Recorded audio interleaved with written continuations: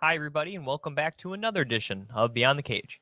I'm your host, Jim Gramm, and joining me today on the line, we have a special guest. She will be fighting Sara McMann at UFC Fight Night 88 Memorial Day weekend in Las Vegas on Fox Sports 1. She is Jessica Evil Eye, and Jessica, thanks for coming back on the show. Hi, how are you? I'm doing great. I'm doing well as well, Jessica, and I wanted to get a few questions out of the way regarding your Snapchat. And for those of you that don't follow Jessica on Snapchat already, her username is evil1i. And I saw on your Snapchat that you recently took a vacation to Mexico. So I was wondering, how was your trip to Mexico? And it was awesome. It was very well needed and a great time, and it's kind of a nice breakaway from just all the training I've been doing. And I've been obviously off for about 9 months again, which I really didn't want to do. And I worked really, really hard in this off season that I think it was time to go on a trip right before this camp started. Now, I remember one of the times we had you on, I think was right after you actually fought Leslie Smith in Mexico. And I remember asking you if you got to try some of the local cuisine there. And I remember you saying you weren't able to, due to cutting weight and time restraints and stuff going on in and around the fight. So this time, obviously, you were in Mexico for pleasure. So how was the food there in Mexico? Yeah, it was awesome. It was so good. And it was really cool because my best friend was with me, and she speaks fluent Spanish, so I was able to communicate with everybody and make sure we were able to get the food that we, wanted and, wanted to try. So we're very fortunate for that. Last thing on the Snapchat, again, it's evil1i. And your alter ego that you've created there on Snapchat, Deborah Joe, using one of the Snapchat filters. I was wondering, how did that creation come about, Jessica? Oh man, that's so funny. It's really became kind of a sensation amongst everybody. I really didn't think people would think it was funny. It all started when I seen the filter, and I Snapchatted my friend Evie in the morning, like when she was at the gym before I got there, and she was like, "Dude, you should totally snap people that," and I did, and they all fell in love with it. And then we started joking about, Schweppes ginger ale, and it's just been fun ever since. It's been really fun for our fans, I think, and they get a chance to just see a different side of me and understand that, like, I'm more than just an athlete. I'm a normal person, and I like to joke, I like to have fun, and I like to make people laugh. Looking at your upcoming fight against Sara McMann, once again, you're facing a girl with really good takedown skills, known for their wrestling, much like Miesha Tate and Juliana Pena, your previous two opponents. So I was wondering, do you feel pretty comfortable stopping the takedown or preparing to stop the takedown against Sara McMann? Yeah, I mean, I'd like to think that I went down to the ground with Miesha, considering she just submitted the champ pretty easily, considering she didn't come anywhere close to making that happen. Same with Juliana. I mean, there was never at any point was I ever in danger with her rear naked. I think that's why I fought it off as calmly as I did. But I'd like to think that I'm very, very well prepared. I think that I've made some stupid decisions and allowed people to go to the areas that they're really good at, not utilize on what I've been good at. And I think that, that makes a big difference. Me and Sarah have trained together.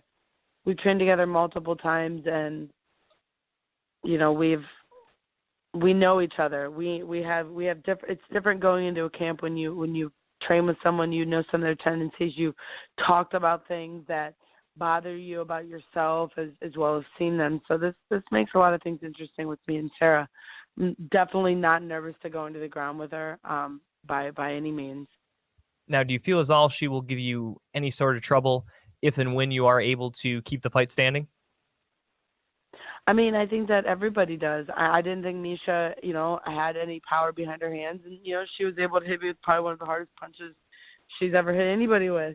So I think every fight is taken, by its, kind of looked at by itself. And I think that with this particular fight, I definitely think I'm going to be the harder puncher, the better striker, the more accurate striker.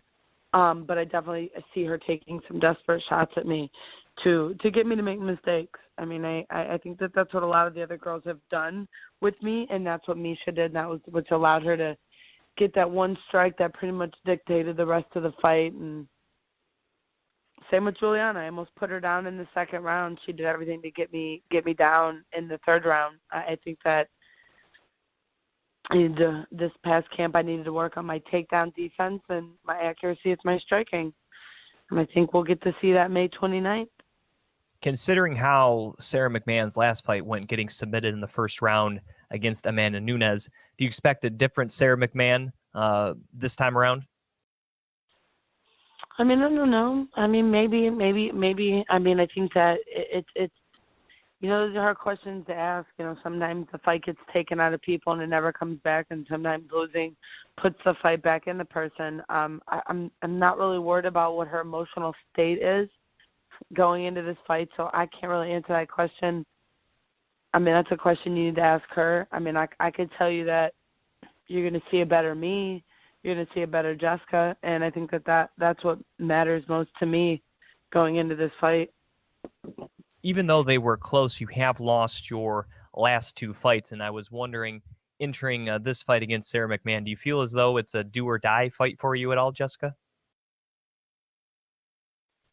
No, not really. I mean, considering I lost to the champion and took her to a decision. Never once did I have a mark on my face considering, what she went through in that fight. And I think I put on good shows. I mean, the division is always changing and there's always things happening. There's been multiple men that have lost fights and decisions. And I mean, number one thing is I'm not going out there and I'm not getting plowed over by anybody, and I never will. And I'm always going to put on great fights. And if I'm losing fights by decision, it's a matter of opinion. And I don't know.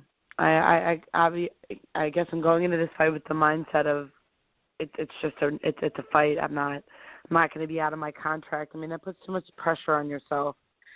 I don't know if most people know this, but after the Leslie Smith fight, I got an 8-fight contract.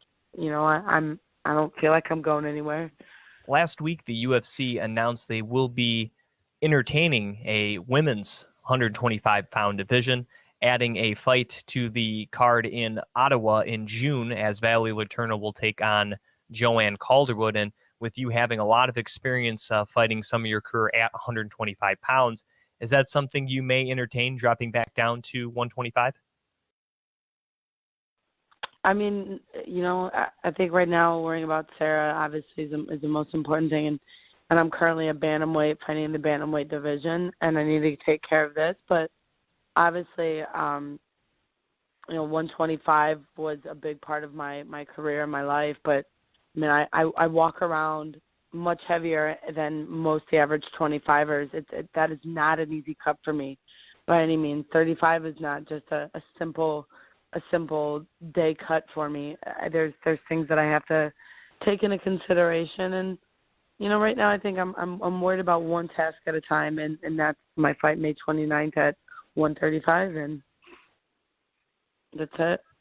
Now, besides yourself, again, who is a Cleveland native, you have two other Cleveland natives getting set to fight as well. First and foremost, your teammate and training partner, Stipe Miocic, who is set to fight for the UFC Heavyweight Championship coming up in about 2 weeks down in Brazil against champion Fabricio Verdum.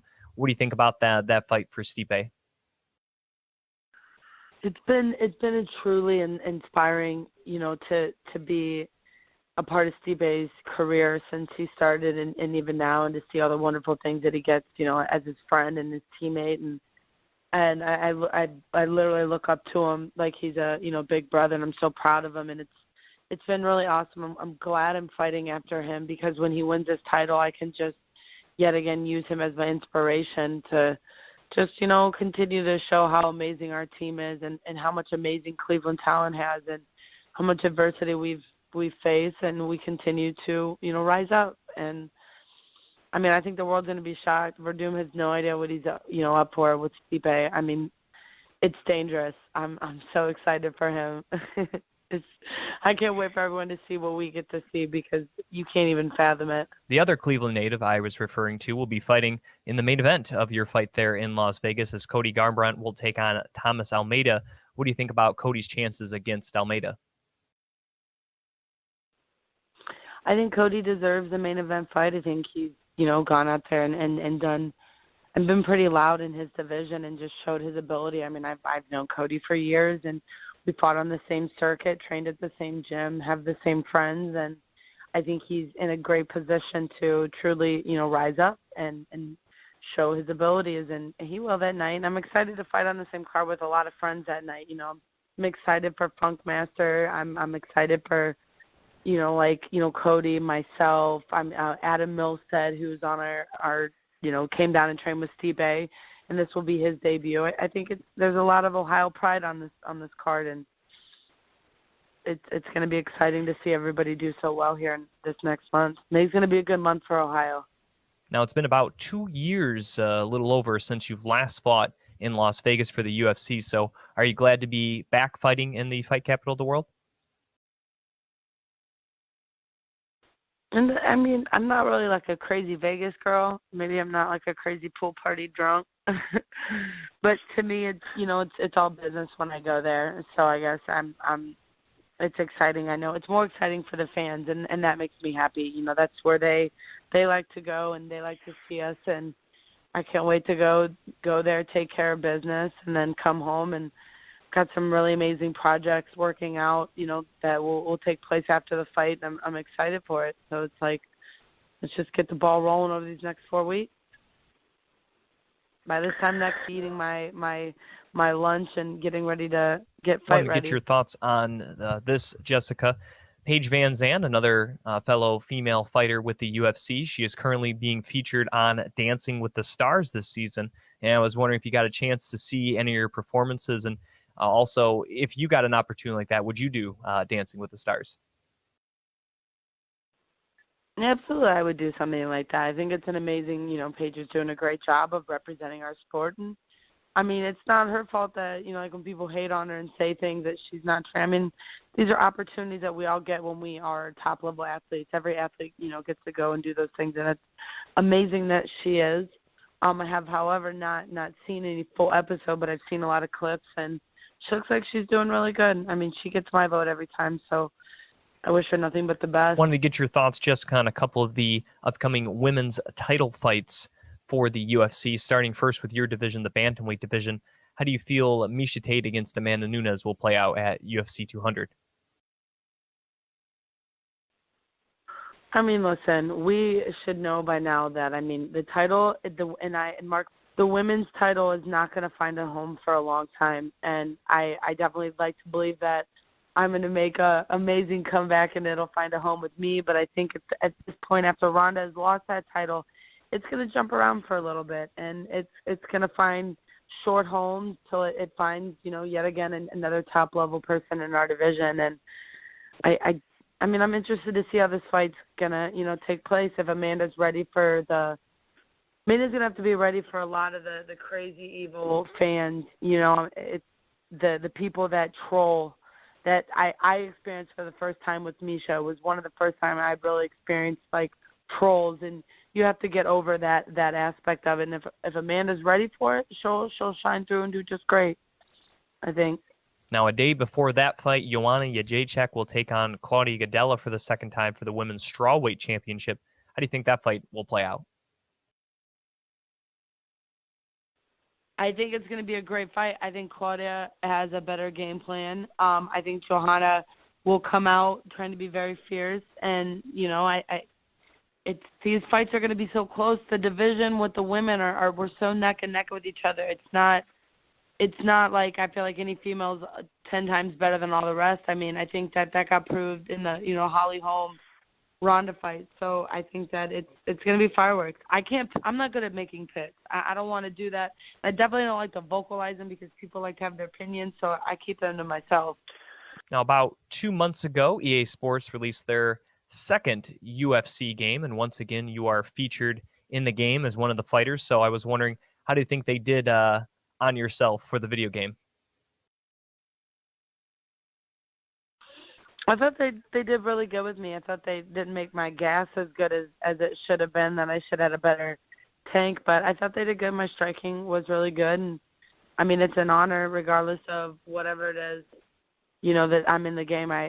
It's an amazing opportunity to be involved in. Last but not least, I'll get you out of here with this. Upcoming this weekend, the next big Marvel movie, Captain America Civil War. So I was wondering, if you were in that world and you had to choose a side, whose side would you choose? Captain America or Iron Man? Don't do that to me, because I have a Captain America pin on my bike, and I love Iron Man. I don't even know if I could, because they're both just normal men almost. I can't make that decision. I can't make that decision in life right now. All right. Once again, she is Jessica Evil Eye. You can follow her on the Twitter and the Instagram at Jessica Evil Eye. And as I mentioned earlier, Snapchat at Evil1I. And Jessica, thanks again for coming on the show. I really appreciate it. I look forward to your fight Sunday, May 29th against Sara McMann. It's such a pleasure, catching up with you, and thank you for having me. Once again, that was Jessica Evil Eye. You heard her right here on Beyond the Cage. Now stay tuned for all new Beyond the Cage with myself, Jim Gramm, Colin Camper, and Billy Brant. Thanks for watching.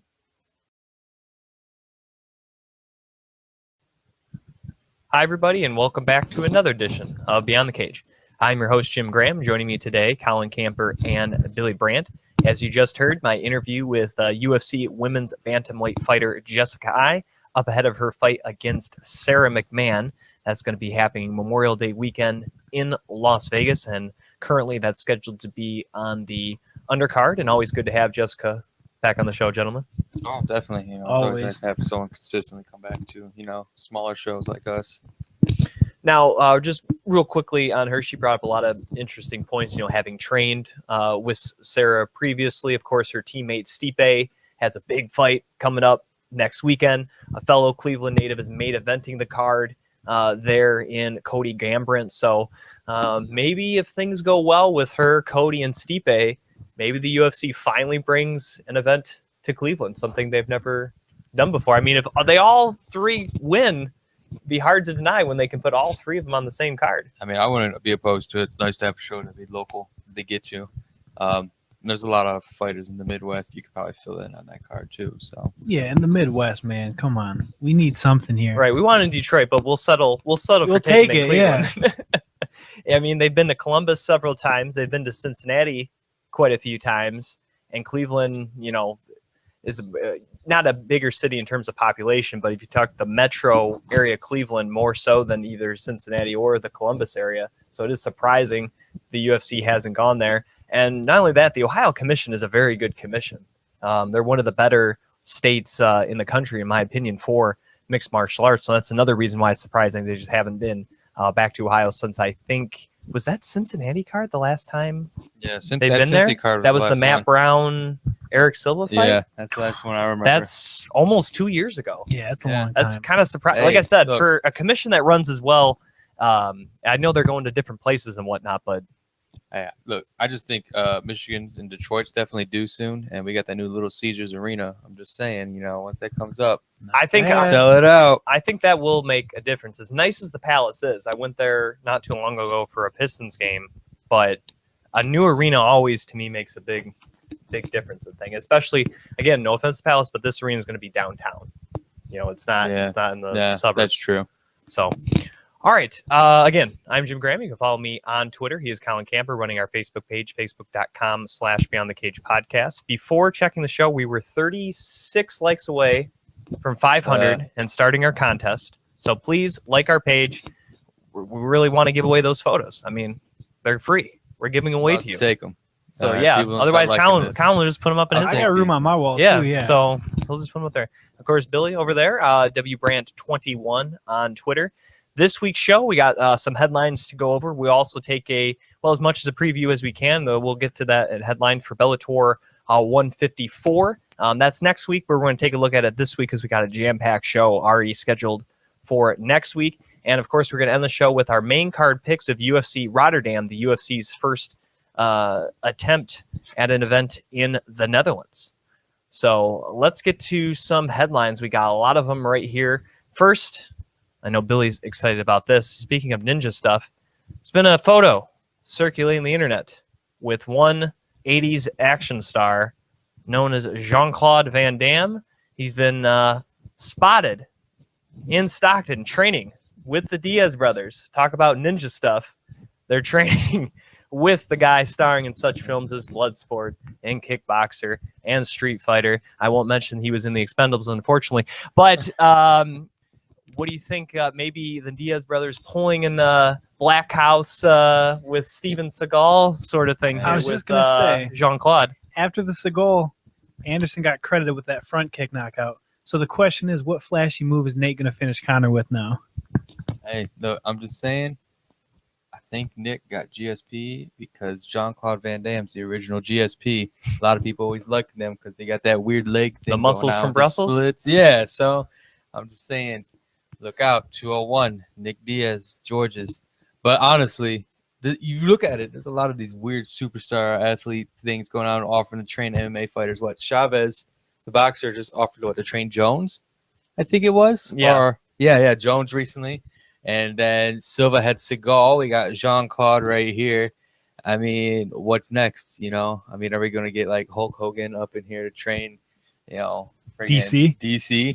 Could you imagine? Them slams, I know, but honestly, the more I see this stuff, I just love it. I've talked about it before on the show, but seeing like the star Nate Diaz is, and you see him with him, and this goes viral, man. I absolutely love it. Well, their camp is loaded with like legit dudes right now. Like they I don't train think with this like, is a serious well, camp. well, not like a serious camp, but I mean like when I say camp, I mean like they train and just like do stuff with a lot of like legit guys. I mean Schilling, Caesar, Jean-Claude, Jake Shields, Gilbert Melendez, wife. Yeah, Gilbert Melendez.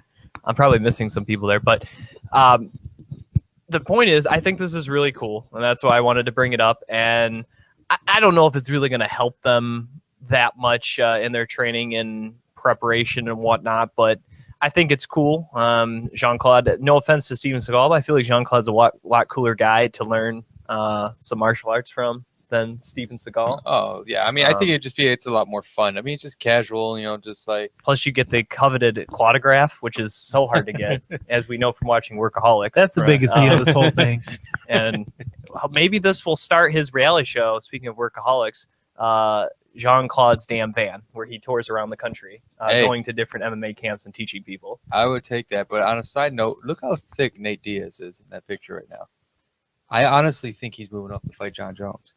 If you look at that photo right there, he's looking it's like on courtesy of Bloody Elbow, and then was on Jean-Claude's Twitter as well. I know it's just the angle, but that's a thick-looking dude. I wonder if he had to pay for that, or he just got on Twitter early to actually have @JCVD. Because you got to admit, that had to probably go pretty quickly on Twitter. There's probably some guy who like farms. Maybe Jean-Claude was a early adopter of Twitter. Who knows? Oh, man.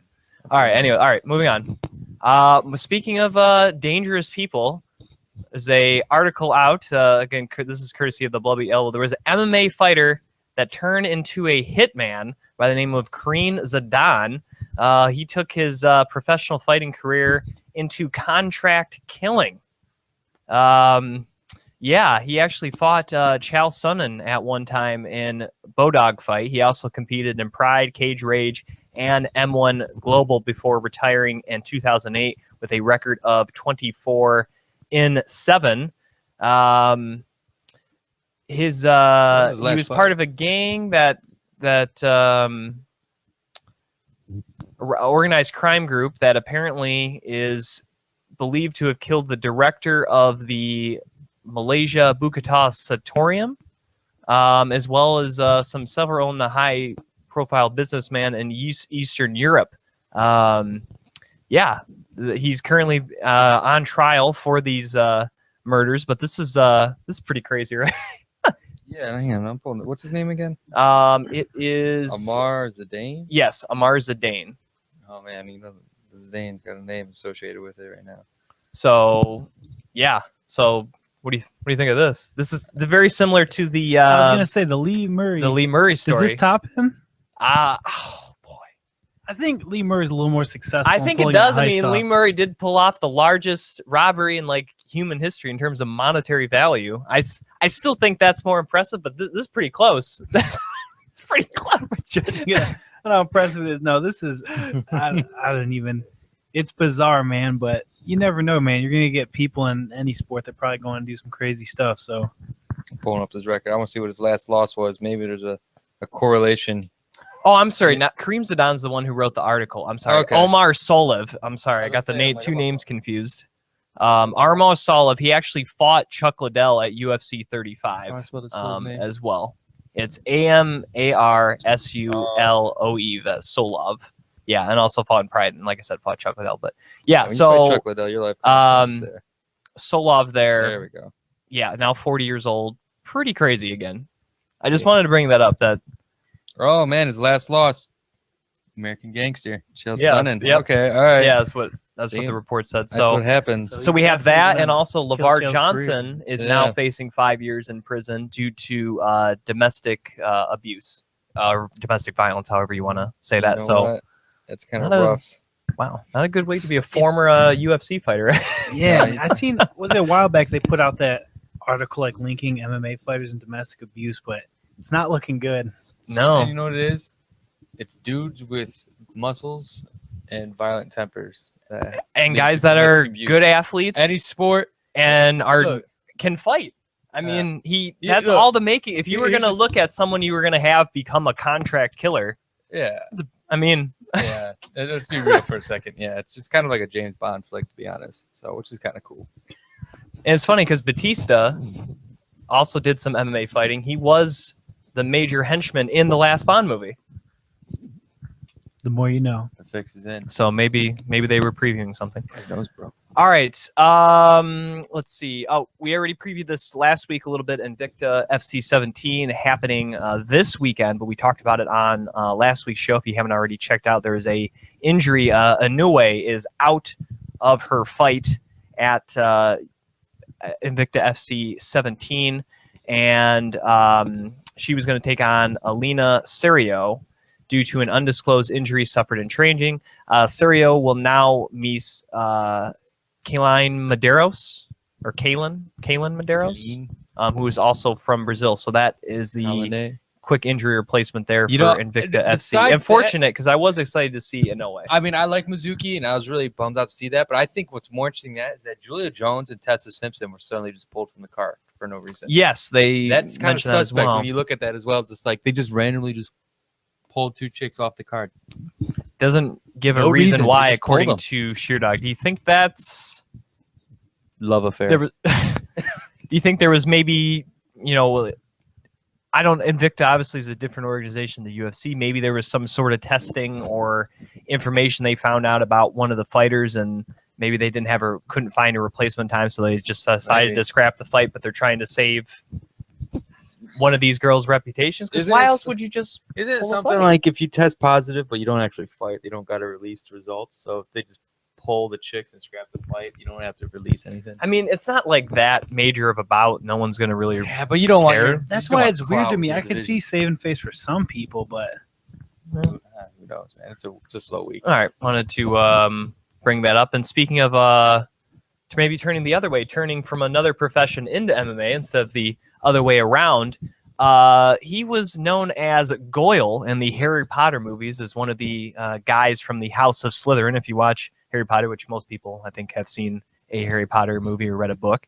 Anyways, the now 21 or 28-year-old Englishman decided to make a career at MMA, and he won his most recent fight in Rise of Champions as he defeated Janusz Walichowski at 167 pounds after a three-minute rounds. It was an amateur fight, and he ended up winning by unanimous decision. Real name is Josh Herdman. So what do you think about the Harry Potter actor turned MMA fighter here? God, it's a slow week, man. I'm trying to make a really bad joke. I'm trying to think of one, but I can't. I mean, I've never watched Harry Potter. I took one of those quizzes. For real? You've never seen one? That's probably more what? shocking than this guy trying MMA. I've never seen it, but that being said, I give this dude a ton of respect to have that spotlight on you, come over from acting and step into a whole other world like this. It's a good thing, man. It's interesting when someone puts it out there. It's like when Brad Pitt tried fighting. It's just a total disaster. So no, it didn't actually. Hey, I mean, I guess that's cool. I did one of those Facebook quizzes, and it said I was a Slytherin. So power man. That makes I'm sense. sticking with him. You look like a Slytherin. All right, slither out. Let's just keep going to the next headline.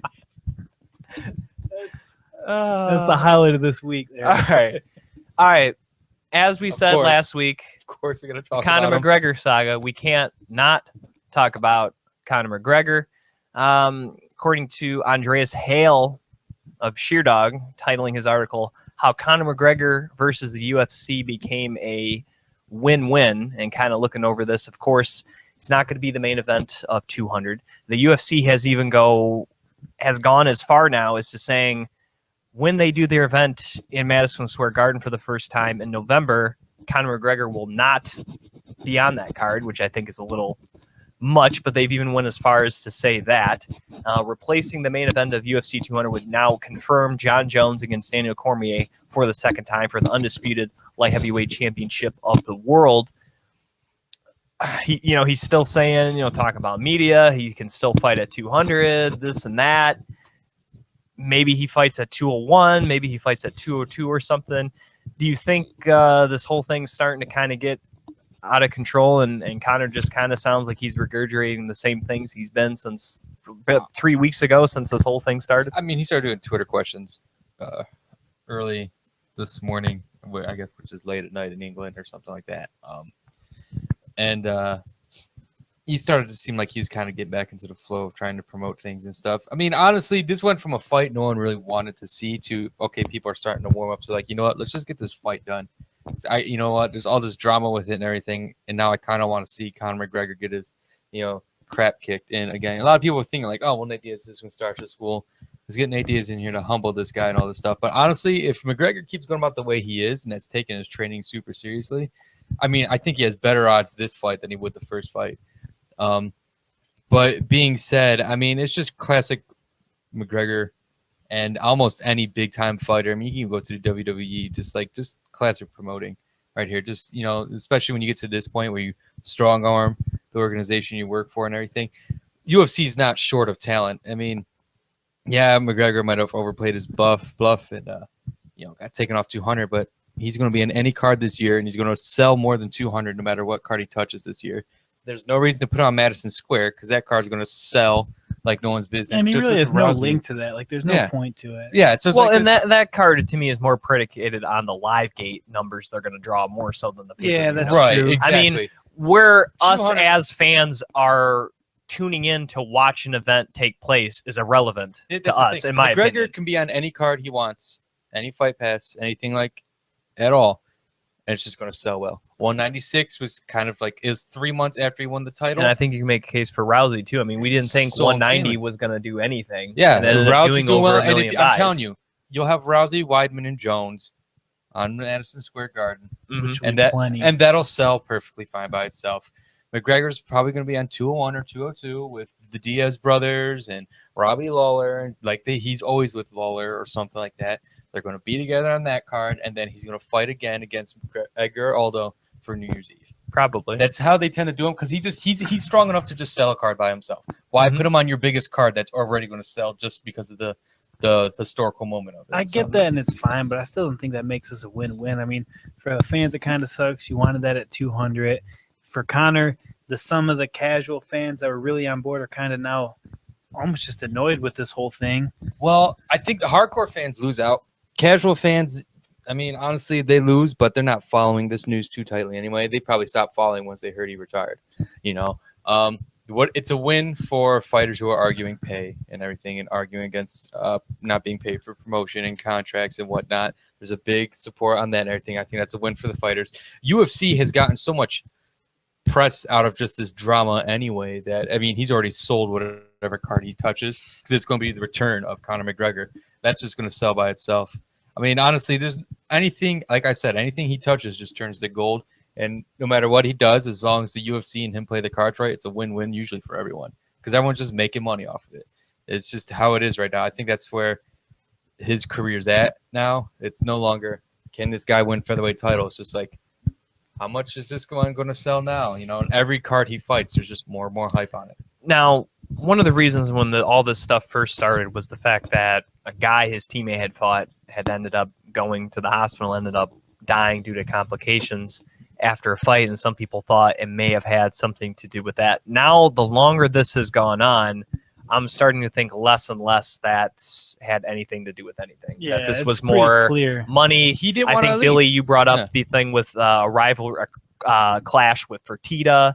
You know, I think it's more about these extenuating circumstances. And while that was a nice theory and something that he maybe could have thought made of, sense, I don't think now that fits anymore, because I think he wants to fight. He's not retired, and sure, he wants to get out of the game young, and most likely will do so.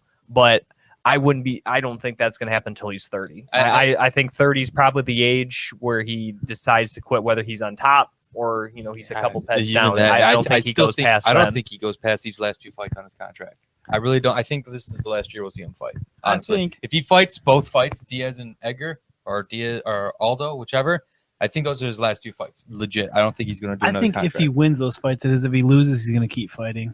I think if he loses, it's just going to be too hard for him anyway, and I think he's just going to take it tough. So, I don't know. I don't want to keep going on about it. I'm already kind of just.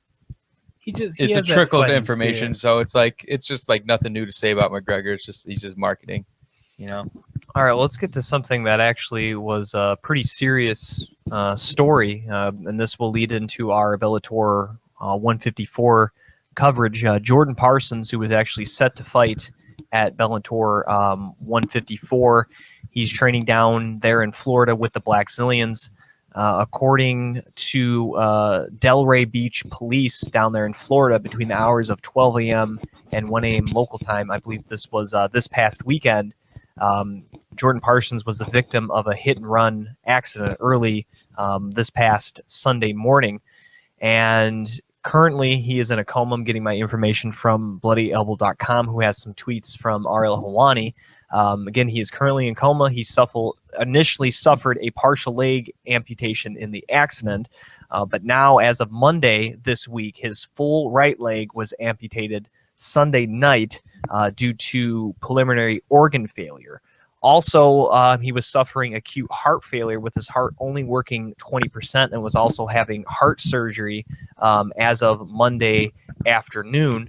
They haven't updated the article past 6 p.m. Eastern as of Monday on Bloody Elbow. He was scheduled to fight Adam Piccolotti at Bellator 154, but it's safe to say that Mr. Parsons' young but promising career at just 25 years old is no longer an option. There is a GoFundMe page, which is actually gofundme.com/Jordan Parsons. If you would like to help the young man out, who we actually just found out former native Michigan, originally from the state of Michigan, despite living and training in Florida. So our crazy, this is something you don't want to hear, especially for a guy, like I said, a young guy in his career, was looking to compete. 11-2, a very good streak going. He, looked like a guy Bellator can maybe bake on for a couple of years, and this is just something that's senseless. The guy was probably drunk, I'm assuming. 12 and 1 a.m. on a Sunday morning. I could be wrong, but that's my guess. And the fact they have not found the vehicle, they have narrowed it down to a make, but obviously, however many of that in the Florida area. So it's an ongoing thing in process, and obviously within in coma, who knows what he see. Maybe Jordan will eventually be able to help who did this to him. But this goes to show you, if you hit somebody, it's not good. You're going to get in trouble, but that's the right thing to do, is stop, try to help the person, and you kind of got to face up to the music. This person's kind of making them worse on themselves. I think the toughest part about this is that he's in a coma, and so he doesn't even really have an idea any of this is. It's not like he got hit and got his leg crushed and he had to cut it, and he's like, crap, all right, well, if you got to save my life. It's like he's going to wake up not even knowing what happened. He doesn't know he got hit by a car, nothing like that. He's just going to wake up. He had scar cut down his chest, and no right leg, all beat up and everything. Who knows when he'll wake up? It's just like, dude, that's insane to just kind of just wake up. Like, imagine if you went to bed tonight and then you just woke up 3 months later missing half your body. Like, that's tough, man. So, but thankfully it's GoFundMe. They started it like yesterday, and that thing's already at like 80% complete. So his family's being supportive.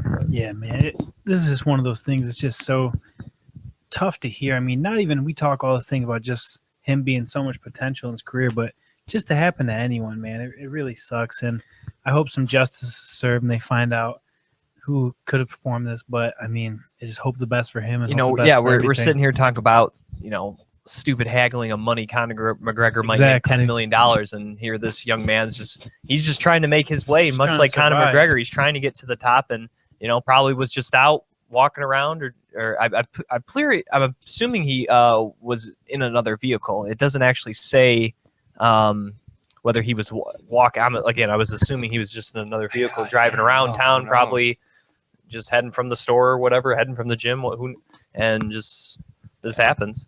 Yeah, it's just tough. It's sad to think about. So, speaking of Bellator 154, a less serious injury. Josh Thompson injured out of Bellator 154. No surprise. History of getting injured is Josh Thompson. So his bout against Michael Chandler will be scrapped. That was supposed to be the co-main event. Now in its place, recently signed former Pride fighter Sergey Karatanov will be making his Bellator debut, as he will be taking on Josh Elbout, and that will now be the co-main event to King Mo and Phil Davis, which will serve as the main event. Also announced for the main televised card next Saturday in San Jose will be Andre Fiallo against Rick Regger. 2 more fights will be announced to be on the main card. I don't know if those will be 2 additional bouts added late short notice, or if they'll try to see what they want to move up to the main card from the undercard. But kind of the Parsons thing kind of makes a dark cloud kind of go over this event, but the Thompson-Chandler fight was going to be huge. The winner most likely was going to fight Will Brooks for the championship. Now with that fight out of the picture, Ben Henderson, again, even though he's coming off a loss, that kind of opens the door jump in for him to maybe jump the line. Probably signed the contract right now. They're probably just working out a weight to meet it. As soon as you told me, Billy told me, he sent me the text that Thompson was out. I was like, so Ben Henderson's filling it? Yeah, it was a question. That guy tried to take every single fight he could in the UFC. If he doesn't take this one, I'd be blown away. He's sitting there. They're probably right now hashing out the details on the contract and where they're going to meet at a weight. Everything. I mean, because he just fought. I mean, to cut down to like 155, 170. And after taking that beating, he gets Is there a medical suspension from that? Probably. I mean, that wasn't that long. It was only like 2 weeks ago. Bellator doesn't care about ethics. All right, that's what I'm saying. They should just move if this was in Texas, they'd probably get it done. They should move this. They move it to Texas, man. No one's buying tickets. No one's showing up. They're giving away tickets. The only thing I do kind of hate, though, is they've really been promoting this 154 like really heavily, and none of the fights were title fights. They were kind of number 1 contender fights, but to me, they weren't like, Josh Thompson's fighting Michael Chandler. I mean, that's a good fight. Phil Davis against KMO. Yeah, that is a good fight. They're paying these guys a decent amount of money, probably for the higher paid Bellator guys, but I don't know. It just doesn't. I feel like the Korzhakov fight last weekend was a bigger card, even without Ben Henderson, adding Michael Page, adding in Brendan Ward. I just thought that was, to me, a more exciting, Pitbull, the former 145 champion. I mean, even those fights seem bigger than these. I feel like it probably just has to be a contract thing with King Mo or Chandler, where it's like, oh, hey, when you're on an event so much, you're going to get this much promotional material covering your event and everything to give you coverage. I mean, because certain guys, when they're that big, I mean, they're going to say, like, hey, we are going to promote your name. I mean, all their big cards with their big names get tons of promotion, and all their little cards with, like, the smaller names, like even Korzhakov, like you're saying, that would be a little card by their standards, but it's a title fight. But barely got any promotion, but their big names get promotion. I think we're putting too many eggs in this Phil Davis basket. Yeah. And what do you think about Karatanov making his debut on short notice? Do you think that U.S. fans care about Karatanov, so it doesn't matter when he debuts, or do you think he should have been better saved for a proposed weaker I think this is card to help boost it up? Just throw him right in there. This probably actually works out better for him than the other guy because he's a little bit more experienced. I mean, and honestly, as a co-main fill-in, I mean, that's really going to give them the experience they need, or the exposure they need if they get exposure. Honestly, how much do you think he'll really boost the card? Oh, no, I don't think him fighting over Chandler and Thompson is not going to save face or anything like that. But I'm just saying, if they had like a couple months ago, we were talking about they had Caldwell against Joe Warren. Like that was the main event of the Bellator card. Like that's a decent fight, but that's not a very strong main event. You add in a guy like Kharitonov, a veteran of the sport, boosting something like that. Like I said, a perceived weaker card. I think it has a little more of an effect because you can kind of hype them up a little bit. Bellator But got something weird going on. They don't have a lot of. because now you only draws got and stuff. basically a week lead up, and by this point, most people have already. It doesn't really matter. It also hurts that they're having it the same day as UFC 198. That doesn't help. Trust me, I'm not either. I'm gonna watch highlights of Bellator. I'm not even gonna lie right now. I probably will not have time to even worry about it with that weekend coming up. However, side note, Mitrione and Rampage were added to Dynamite too. They got some random names. I knew Rampage was added, and then snap. Mitrione will be making his Bellator debut against someone nobody. So, and they haven't announced any kickboxing matches yet. Yeah, so. If it's not a tentpole event, So I wonder because I hope it's a here's the thing: tentpole event. Mitrione was hired to be the kickboxing play-by-play. So is How'd he you going to like do the him? play-by-play, then fight, then come back and do more play-by-play? did you like him on play-by-play? He was all right. I hope he gets a kickboxing fight and just covers his own fight. I honestly think- just put a mic on him. I think the guy who does their play-by-play, like he has a voice for it, and he knows how to like command a broadcast. I think a little better than Sean Wheelock, but he doesn't know the ins and the outs of the game yet. Like he was brought in for basketball. Yeah. He never did combat Yeah. sports before. Whereas Sean Wheelock, maybe not the greatest play-by-play guy, but he knew combat sports. The guy used to, he grew up in boxing. I think actually judged some boxing and referee some boxing. So the guy knew, had come up, and obviously Jimmy Smith has been around martial arts for years. So he's a great Jimmy Smith's the man. color commentator. But I feel like, he's trying to lean on Matt Mitrione, and Matt Mitrione's still fresh and trying to figure things out in terms of how to be a analyst. And he's never fought a professional kickboxing match. Maybe that kind of bothers me. Like, yeah, he's more of a stand-up MMA fighter, but that's different doing stand-up in MMA than competing, in the ring. So I would have liked maybe Jimmy Smith to be on or another name with Mitrione just to kind of get him going, and then maybe they can just throw the two of them. That's the problem. They don't For have, their like, debut event, They don't have a it didn't- strong. they could have had team. 3 in the booth. I guess they what don't I'm saying. have a strong B team like UFC does. Rather than they do it, they have Anik and Florian, or Right. Dan Hardy. Well, and, I still you know, never, it's like they I don't have still never guys get why they got rid of Sean Wheelock. I really don't. I don't. Maybe because he liked Dude, Bjorn. Bellator doesn't make any sense. Well, I what I'm think thinking it's is their- because it's they their wanted to mission get rid of statement. Bjorn. Maybe they asked Yeah. him something and he kind of stood up for Bjorn. They're like, "Oh, you're on his Probably, I side," can and see they if got they rid try of to him. get rid of Dana White, Rogan would probably go also. So. You know what I'm saying? They're talking about Rogan's contract's about to end. UFC needs to step their free agency game up and steal Jimmy Smith. Because that I'd be dude's the alright. next best thing. Hey, that's Jimmy what I'm Smith's saying. really If good. They take Jimmy Smith, throw him in there with George St. Pierre. That's the best commenting duo out there right now. I'm not gonna lie. What are the chances for the next Diaz fight? They bring Jean-Claude on the broadcast. Jean-Claude. Oh my goodness! If you get a Nick, They bring Diaz, in the muscles from Brussels. I'm telling you right now, if you get a Nick Diaz, Anderson Silva too, and you get Jean-Claude and Seagal in the booth, Oh my it's gosh! probably gonna be better Actually- than the main event. You know my favorite guy? Remember when they had Mike Tyson sit in for For one, Bellator? for one That, fight? that was great. Can they get him for all That dude was kickboxing killing fights? it. They I'm should not have even thrown gonna- him. Maybe That they would've will been for amazing. Dynamite. Maybe they'll I invite him. hope they do. Oh, all right. All right, let's get to UFC. We'll end up something with like Dennis Rodman or You something. gotta You know? spice up Bellator somehow. Maybe they'll do a no. You know what? I'm not gonna even say it. I'm not gonna say it. All right, I had a bad joke, and I'm not gonna say it. All right, let's get to UFC Rotterdam, the UFC's first fight in the Netherlands. Real quickly, is this a big deal? The UFC in the Netherlands is not a pay-per-view. I know it's a fight night, but do you feel this is this is to me bigger than going to Croatia or Poland? Do you feel this is like a big deal in Europe, fighting in the Netherlands, which again does have a Yes. fighting history? Yes. Yes. It's like I mean, well, important. look This at like, do you Overeem. think this is an important like European market for the UFC to come into? Kickboxing wise, I feel like, especially with their associations with Glory now and everything, and all these dudes who come out of the Netherlands as kickboxers, and Overeem being one of the better ones. Of course, you have the first ever UFC European champion from the Netherlands in Right. Bas Rutten. So that's what I'm saying. So I wish he was commenting on this card too, since we're talking Yeah, about we it. didn't bring him up at all. Maybe he'll. That take dude's a Joe's wild spot. card. He'll comment on I've like random things like actually Twitch seen a streams. theory about that. Oh boy. I Anyway, think Boz is coming to the UFC here. yeah, he's in the game. But I mean, this is a good. I feel like a much needed and good market for the UFC. First of all, it's over in Europe, and honestly, when you do something in Europe, it's pretty easy to travel between borders, Right. you know. And so if you live there, you just hop on a train. Yeah, and not just go that far catch the event. from France, England, Right, Germany. exactly. It's a lot smaller than like traveling through America to like Canada and things like that. So it's like it's easier. It's already like kind of like a fight capital in itself over there. I mean, honestly, if I'm thinking Europe and I'm thinking like where would I do like a fight capital thing? Honestly, Netherlands is pretty high up there for combat sports. Though I'm a little surprised it's not in Amsterdam.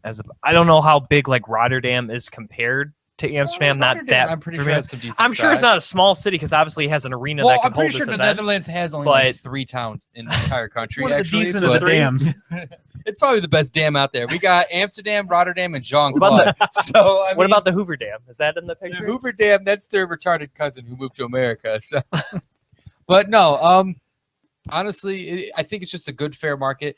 It just shows that they're branching and they're not scared to just do it. And well, we got to go to Amsterdam because that's the big place. It's like we can go to Maybe other they're places. testing it out in a smaller city like Right. Rotterdam first. And they go, all right, well, if it can work here, we can do it in. And I don't see why I wouldn't. It's probably like Amsterdam. an extra 40 euros to travel to Rotterdam than it is to Amsterdam or 40 euros. That's like $80 US. Whatever. Well, okay, I'm sorry. Whatever time segment. You're here putting out this outrageous price. whatever measurement of time. Yeah, how they rich do you have, think people are? Euros, seconds. I mean, they still wear wooden shoes parsecs, over there. Whatever they That's the travel thing, right? over there. I mean, look, they just got 80s music and they just found out David Bowie was a thing. All right, so I'm just saying this is a good market.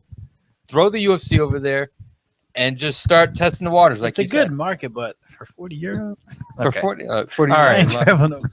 All right, let's get to the main card here. 6 fights are going to be shown on Fox Sports 1 Sunday afternoon, 2 p.m. Eastern. That would be 11 Pacific, 9 a.m. Hawaiian. Oh, cool. All right, Carolina Kovalchuk is kicking off the card women's strawweight division against Heather Jo Clark. It's been a while since we've seen Heather Jo Clark. She has not fought since the Tough 20 finale as she defeated Beck Rawlings. 3 of her 7 career victories are by submission. Looking at Kovalchuk, she made her UFC debut this past December at Fox 17, defeating Randa Marcos by unanimous decision.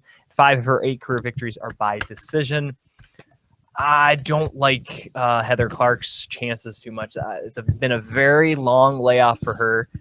She has had some injury in that time, Kids too, don't she? and probably. Yeah, I don't know, It's that long of a but layoff. I never thought she was that good on the show, You coming could say into the it. You show. could say You Now could have stopped that. I afterwards- don't like Heather Jo Clark. And I'm sure she's Yeah. a nice person. I don't know, She's great but to me because she beat Beck Rawlings. Well, I love she her. beat Beck Rawlings. So- that's- I don't know. I feel like Kovalchuk's just maybe submission wise, she maybe has a Prettier, chance, younger, but Kovalchuk no losses. did a great job of denying Accolades. the takedown to Randa Marcos. And I feel like Heather Jo Clark is not a better Well, Heather Jo grappler Clark than, is really slow. than Randa Marcos. No. Actually, I'm being serious here. Heather Jo Clark is really slow, and that when she No, fought yeah. Beck she- Rawlings and everything, she just even during the Ultimate Fighter, she just never seemed to really get off and like find a spot where and she like got a rhythm and everything. It just seemed like every time she fought, she was hanging in there Right. with just more Do experience. you feel this is kind of a step back for Kovalchuk? Yes. Who just beat Randa Marcos, who Yeah. I You know believe was what? in the top 10? And here's my thoughts on this, and we are talking about these things all the time. Is why do these dudes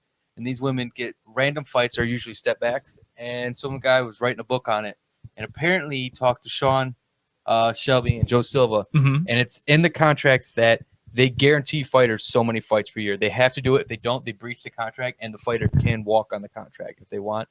So when what's the big one that big mismatch that just happened like a year ago? Talking about like when 2 years ago, Cody McKenzie and Chad Mendez was the Oh, example. okay. Why that happened? It's when Bart Palczewski or whoever pulled out on Chad Mendez, and if they didn't get him a fight, they're voiding their contract. Basically, they're annulling it. And so the only person who could offered for it was Cody McKenzie, who just dropped the 145, and he said, "Just give me the fight." And Silva's like, "We're in a position where if we don't give him the fight, we're breaching our contract." Right. And so that's why some folks end up taking a step back on the rankings, is because everyone else is busy, and you got to give them. Well, something. and I guess the one okay thing about it is, again, this is only Kovalchuk's second fight in the UFC. So True. this is a kind of a test, a fight where you're supposed to win. right. It is kind of a mental test. Like, you should beat Heather Beck Jo Clark. Rawlings was supposed to beat You Heather know? Clark too. That's the thing. Yeah. And so that's the thing about Heather Clark is she can weather the storms. The problem is she's not coming out to like kill you and end your career and finish the And also, fight. you got to She's just gonna imagine beat you her by flying from California all the way to the Netherlands, where I'm sure Yeah. the flight or train I ride think from it's like an Poland hour to or the two Netherlands difference, is probably so not it's that probably kinda not tough. that bad. Yeah, the biggest thing, exactly what you said. I don't think she's going to offer up any. Clearly, she's going to be outstruck here. And is she going to offer anything more than Randa to be able to get this thing anywhere else? Mhm. And I don't see that at all. All right, next fight of the evening, light heavyweight division. Nikita Krylov takes on Francimar Barroso. Remember, he's Brazilian, so it's not Barrazo as you think it would be. You caught me. It's Barroso, so it sounds a lot worse. All right, Krylov, he's on a little bit of a streak here. 3-fight winning streak, overall 4-2 in the UFC. His last fight defeated Rodrigo de Lima at Fight Night 74. 12 of his 19 career victories are by submission. Looking at Barroso, 3-1 in the UFC, riding a 2-fight win streak. His last fight defeated Elvis Mutashik at Fight Night 81, and 8 of his 18 career victories are by knockout. Billy and I, you and I were there firsthand in Boston to see Barroso's last fight. Conditioning, not one of Barroso's strong suits, at least in that fight. And his stand-up looked pretty mediocre. I don't even think his grappling was that great. Taking on Krylov, who I'm obviously going to be way bigger than Elvis, being a legit 205-pounder, as Krylov actually used to fight at heavyweight and actually had a pretty successful run there. I think Krylov is a better striker, and when it goes to the ground, I think Krylov is also the better submission expert. So unless Barroso completely changed his cardio and conditioning from his last fight just 4 months ago in Boston, I think he's going to have a tough time here against Nikita. Yeah, the best way I can put this is flew out to Boston, went to see this fight, and could not remember this guy at all. I think Didn't even remember I it's seen like him fight. first or second. Well, I mean, we tried to forget it. It was that bad. Exactly. It was a really bad That's fight. the point I'm making. Like, it's what can he offer up to Krylov? I don't see it. I think he's outmatched everywhere. I remember. Actually, now I remember this fight. Now that you guys bring it up, because it was like the first fight. Because I remember getting up to make a sandwich during the fight. That's normally about the times I'll judge a fight. And no offense, You remember to the sandwich more than you do the fight. I remember the sandwich and just it was a making pastrami on rye. Yeah, exactly. It was at a nice medium room temperature. So no, it's just that's the thing. So sometimes these guys they have an adrenaline jump probably usually right before they get to that ring, and because he's experienced, he's fought a lot just as much as Krylov. But the problem is sometimes these guys just the weight of the situation. You're the opening fight for the night. You know all these lights out there. It's a big card too. You know, Dillashaw and Cruz is one of the bigger cards of the first part of the year. Probably the biggest comeback fight for this year right now was Cruz's return. You know, John Jones. John Jones, yeah, John Jones too. Well, that's John Jones' fault. So the point being is just who knows? Who knows who will show up at this fight? I mean, you might see him with a little bit better nerves and probably better cardio, but you know, at the same time, Krylov's on a great streak. He's a finisher. He's powerful. He's strong, and he sounds like a bad guy from Call of Duty. So it's like honestly, with the name like that, and then you compare it to this other dude's name, who's compared like 3 different languages, I guess, however you say Barroso or Bozo. Bozo.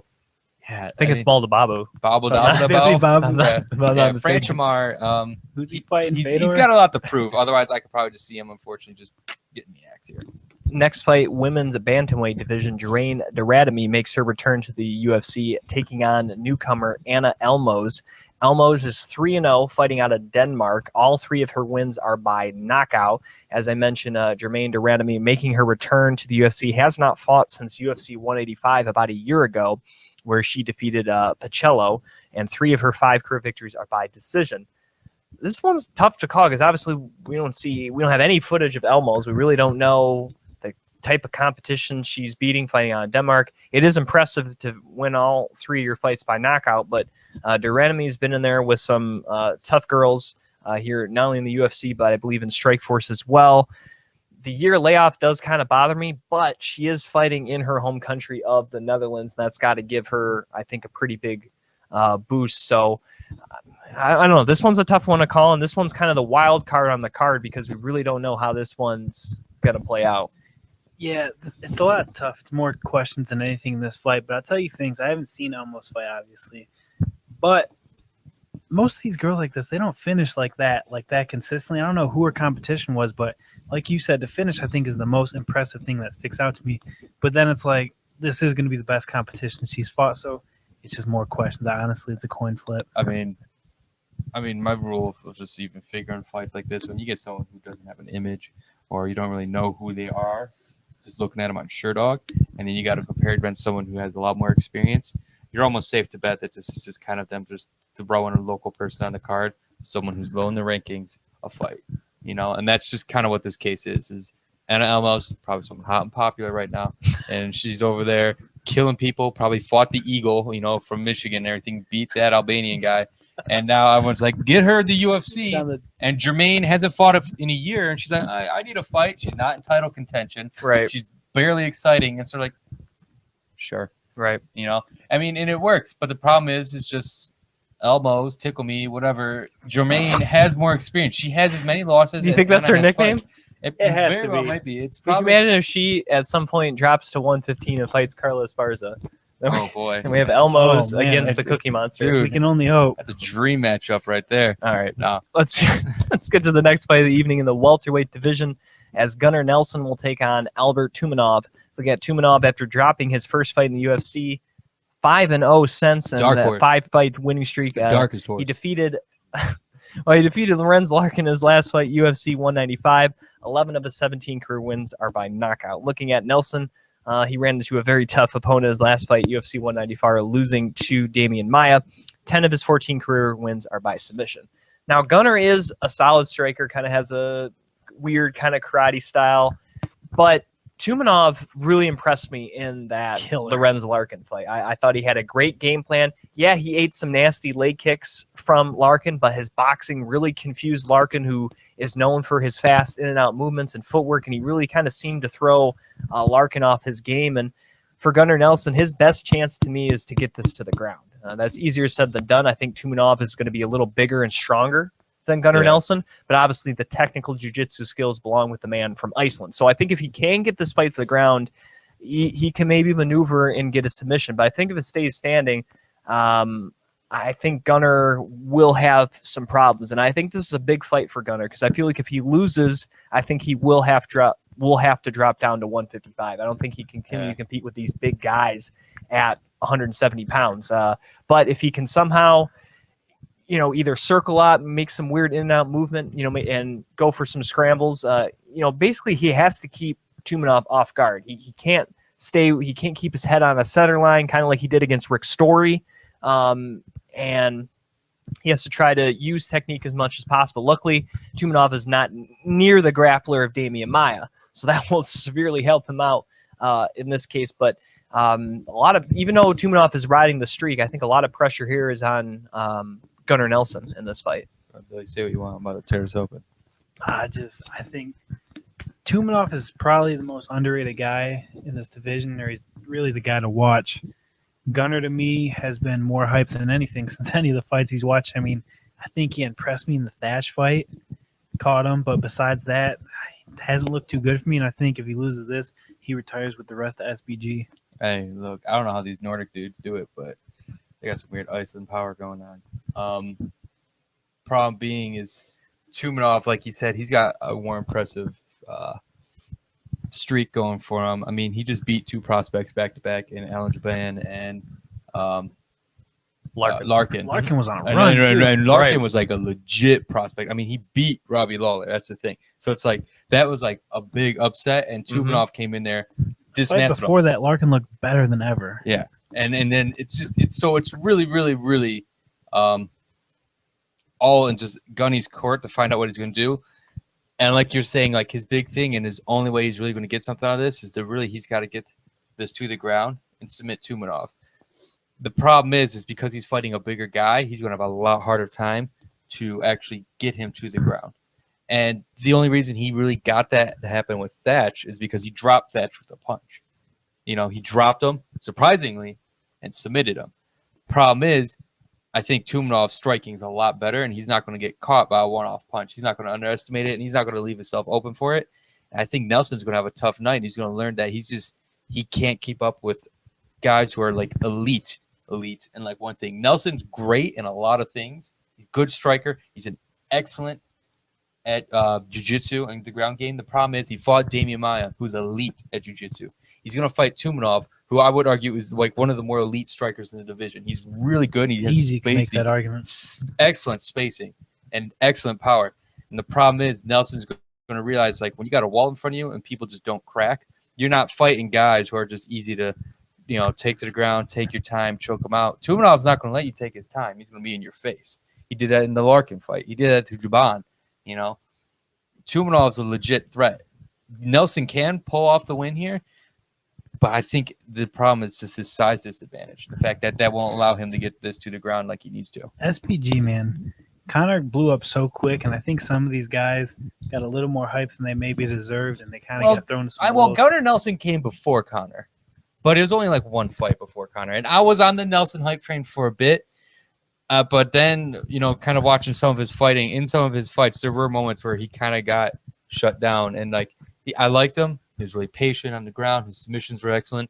But then you saw points in his game where it's like, okay, that's going to be an issue. And the problem is now he's better than probably the lower top 15. He's better than that, but he's not better than anyone else top 10 wise. That's the problem, is that he's going to hit that point where the guys are too well rounded and he's not going to be able to do anything about it. Going to 155 might be his best chance. Co-main event of the evening: Stefan Struve against Antonio Bigfoot Silva in the heavyweight division.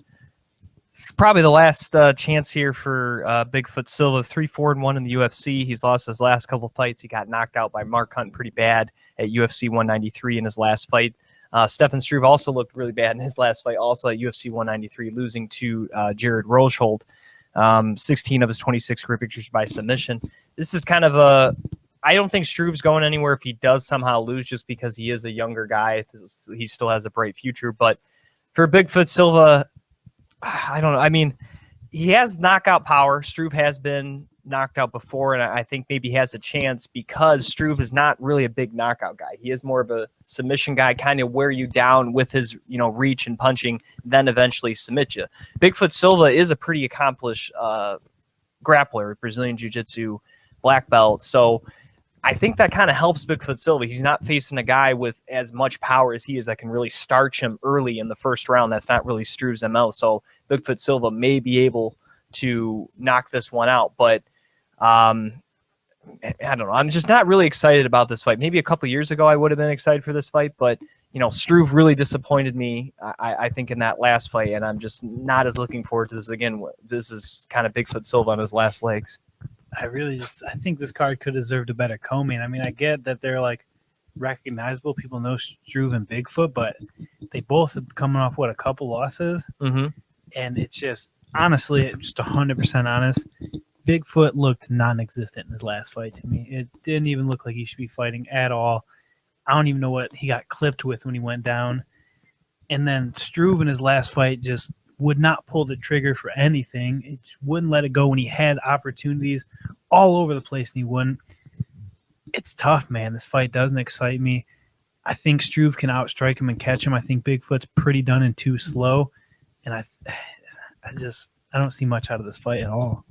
Yeah, I don't know. It's a weird fight. I mean, you got guys who with 2 medical disabilities now fighting off 2 broken chins, and it really just comes down to who has the better striking. I mean, I feel like Struve could just put combinations better together.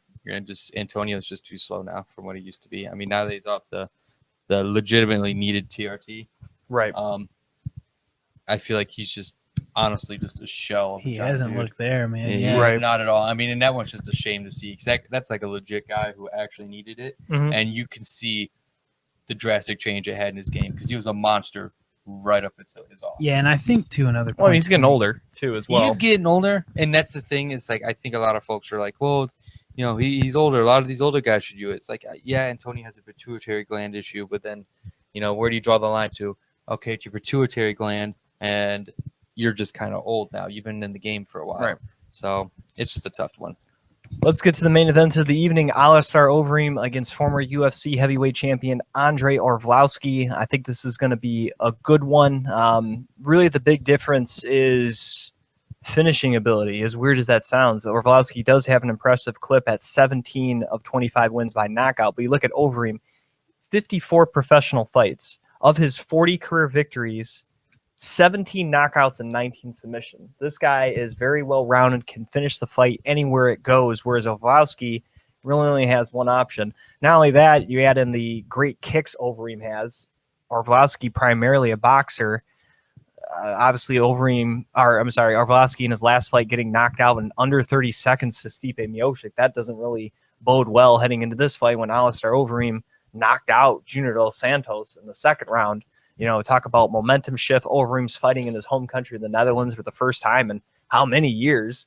Overeem's on the cusp of that long-awaited UFC title shot that we thought he was going to get many, many years ago against Junior Dos Santos, and he's on the cusp of it now. And you know, it's a quick change. Arlovski was on a big roll there. His fight against Stipe, maybe he would have got the title shot with the win, and then in 20 seconds, Stipe ended that. You know, now all of a sudden, if he loses again, that kind of comeback that he had, the momentum is kind of gone, despite losing to a top talent like Overeem. And I think Overeem has a lot of weapons. The only thing that I would say Andre probably has a little better conditioning. You know, I think if it goes past the third round, I would edge towards Arlovski. I still think he's the better conditioned athlete, but Overeem, since, and you can make the case for Arlovski too, part of his resurgence, both guys moving to Greg Jackson's gym has really revitalized both guys' careers here in the UFC, and it will be interesting to see with the coaching team kind of split how that works out, you know, for them favor game plan, normally not being able to rely on Greg Jackson like they normally would. I will say before I even get into the breakdown, man, not many people have that much MMA fights. That's very impressive to be around and have that. And that's not even including how many kickboxing. I was going to say on top of the kickboxing record. Yeah, that's insane, man. This guy's been doing it forever. This fight for me is it's tough. It's weird. It's kind of, I don't know. Well, it's not a step back for Overeem. It's probably the best matchup you could get at the moment, but it's kind of exactly what you said. If you look at both their last performances, you kind of have to edge it to Overeem. The real X factor is Overeem's always had this tendency to maybe overdo it or go for it a little too much and just get caught. All his big losses, he was dominating, and then he gets caught. So that's really the X factor. Arlovski always has that puncher's chance. We've seen him still. He still has it, man. Look at the Travis Brown fight. It just can. But if Overeem's as patient as he was in that JDS fight, it's going to be tough for Arlovski. Yeah, I know this fight's a tough one. I don't want to say breakdown, but I mean, honestly, you're just looking at the same things out of both dudes. I feel like Overeem's cardio has improved a lot since he got off all the substances, including horse meat. And I feel like he got into this new body where he feels a lot more comfortable and he can actually hang a little bit longer these fights and actually throw good shots. And I think that has a lot just to do with his game planning. And I feel like he's a lot more patient when he fights rather than the times where he's getting knocked out. I feel like that's going to be a really big thing. I feel like we've been seeing like a whole new Overeem, honestly, since all those knockouts and since, you know, coming from the substances. He's really taken it back. It's like, look, I am going to be a legit dude. I've been hyped up for the UFC for a while now, and you know, I really want this belt. I like the guy. He's really humble. When you listen to him talk and everything, he's really smart. He goes into the game really well. And the problem is just I feel like he had that point where it's just, I'm a heavyweight fighter. I got to go in. I know I can get the kill. The problem is if you don't get the kill when you go in for the punch, for the kick, you risk, you know, getting countered pretty hard. And Arlovski's really good at that. It's just, yeah, I can see him going up and trying to light up Arlovski. The problem is all it has to happen is just Arlovski has to eat a kick or something. And if Overeem's just in the wrong place, Arlovski can throw a bomb. He has showed it in his past fights. He can still throw a bomb. Mm-hmm. And with Overeem's chin just completely gone, it feels lately. I mean, the only reason he got out of the JDS fights is because JDS didn't land a punch. He didn't throw a punch, I don't think. You know? And it's just like, Arlovski's not that kind of guy, especially coming from a teammate. He's going to stand up in your face. I mean, Arlovski beat Travis Brown. Travis Brown is still kind of in the mix. He's still probably a younger, fresher blood. And for Overeem, it's just, you're going to see a lot more of this game planning, a lot more of this patience out of him, because he's got to not only respect Arlovski, but he needs this win to really kind of push him to title contention. A loss here to a guy who just lost already, I don't think he's going to be able to recover from that. Well, yeah, I think the pressure's on Overeem in that sense. I mean, this definitely is probably his last run. Well, and also fighting in his home country. I think it's both guys. The pressure's on him. I feel like a loss for either guy. Yeah, and yeah, I think whoever lands the first punch is going out, man. Both their chins lately is just kind of. Yeah, that's the thing. It's like, especially as Navrowski's teammates, had a suspect jaw for really the last like 7 years. exactly, and that's the thing. It's like they both have it, and since they're both teammates, they both know. All right, this is where we're gonna let it go. We both know what we're capable of and everything. We've seen it happen with teammates who have fought before, but we've also seen John Jones, Rashad Evans. Well, from what I've heard from both guys, it sounds like they never really trained together. It just so happens they were at the same gym. So to me, there shouldn't be any love lost between. I don't these think it's two. so much as love lost. It's just more of like, I don't know. I guess I want to say familiarity, but maybe it's just because of how long they've both been in the game. I mean, you could almost argue this as being a pride fight, to be honest. When you look at just like, if you saw these two names, I didn't tell you what year Or it a was. Strike Force fight. Yeah, Strike Force, Elite XC, whatever, Right. Affliction, but it's just like, I don't know. It's a weird fight, and there's just so many factors that weigh into the fight for both these dudes. With that said, let's get to picks.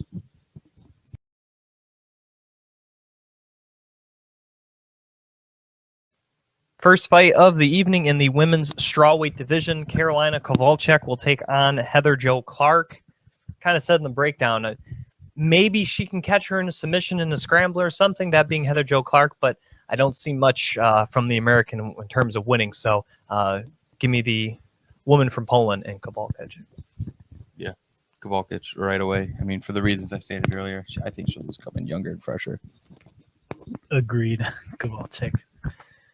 Next fight of the evening in the light heavyweight division, Nikita Krylov against Francimar Bahozo. Didn't like Bahozo's last fight, and I think Krylov's just going to be a little better, a little bigger, and a little stronger. So give me Krylov to win this one. I gotta go with Krylov, man. It's a rough name. I feel like after that 5-0, the pressure's on Krylov. But who are you picking? Oh, Krylov to win. Oh, okay. He made it sound like the pressure's on him, so I'm going to go the other way on that like, one. I was talking my last week's picks were perfect. Or the Oh, week. okay. Okay. All right. I'm feeling too into this. Okay. All right. Newcomer Elmos against Jerame Durandamy. I'm going to go Durandamy. I got to kind of go with the experience here. Elmos 3-0 all finishes, comes out and gets a fourth. I'm gonna stay on the side of 5-0. I'm gonna throw it at me also. All right. Next fight of the evening, welterweight division, Gunnar Nelson against Tumanov. What do I always say, Colin? Always put it on Anthony Pettis. Okay. Besides that, You always ride with the win streak. The man that's on the roll. The man that's on the Tumanov's roll. on a 5-fight win streak. That's hard to streak. pull off in the welterweight division. So give me Tumanov in this one. I'm just gonna go with the bigger guy. So Tumanov definitely. Tumanov. Next fight of the evening, co-main event, Stefan Struve against Bigfoot Silva. Like I said, I'm not hugely interested in this fight, but I gotta go Stefan Struve. I mean, just Bigfoot Silva's just, he's done. Yeah, I always like guys who have a lot of heart, and Stefan Struve has an enlarged heart, so I'm gonna pick Stefan Struve. I mean, he's 7 foot, so I mean, he should have an enlarged heart, right? Stefan Struve, man. All right. Bigfoot looks like a zombie. He looks tired before he even warms up. I don't see how he even gets to the cage. Pretty much, yeah. Yeah. All right, main event of the evening, also in the heavyweight division, Andrei Arlovsky against Alistar Overeem. Billy, your pick first. I'm gonna pick Andrei opposite of you. Arlovsky. Good, I'm picking Overeem. I will go Overeem as well. There we go. Billy's going 3-2 this week. Overeem, his chin doesn't last that long, man. He's gonna get caught soon. Neither do hype trains. That's why Arlovsky's is off his. All right, any other final thoughts before we end the show this week, gentlemen? No, just if you want to go help out on Parsons GoFundMe, Rip. definitely look into that. Make a joke right now. That was GoFundMe.com/Jordan Parsons. Yeah, he's looking. I think they're at like 18,000 out of 20. That's just really. It's just covering medical expenses. But we they're haven't pretty heard close. any news of Bellator doing anything for him. I gotta imagine we'll see a wonder big if tribute. they will at some point. I There's mean, got to be something. Probably a statement. Maybe a large portion of that money might even come from Bellator. during the next card, I guarantee you there'll be a good tribute or something along the lines That'd be nice to help out. Shouts out to Dada. You got that fight overturned. You're still undefeated. You had 2 heart attacks and kidney failure in the octagon. and you remained undefeated. Only man to try and beat you is you, and you beat him. Yeah. So, hey, you know what you say?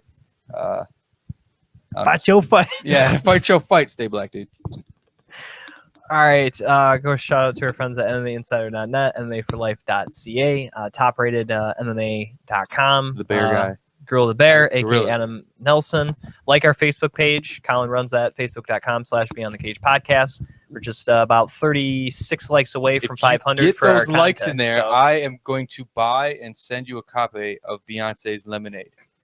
All right, it's a hot album right now. Wow. Is that officially added that's to the official. pool? Wow. If we get to 500, okay, Oh, I will man. throw in a copy of Beyonce's Lemonade. And Colin will sign Drake's it. Views. Yeah, I will sign it myself. And He won't even personalize it, so you and can sell it Drake's later. Views. I'll give you both albums. That's Drake's solid. Wow. Views and Two- Beyonce's Lemonade. I'll print out pictures of both guys. New or gently sign them used? myself. We all know I pirate my music, so they'll be brand new. Don't even worry. I promise. Okay. All right. I didn't know if you went to disc replay to get them real quick. I'm impressed. If I go Wow. to disc replay, I'm buying an NES. we get Wow. we get these likes immediately now. As soon as this goes Watch, out. this will be going up. I'm telling you.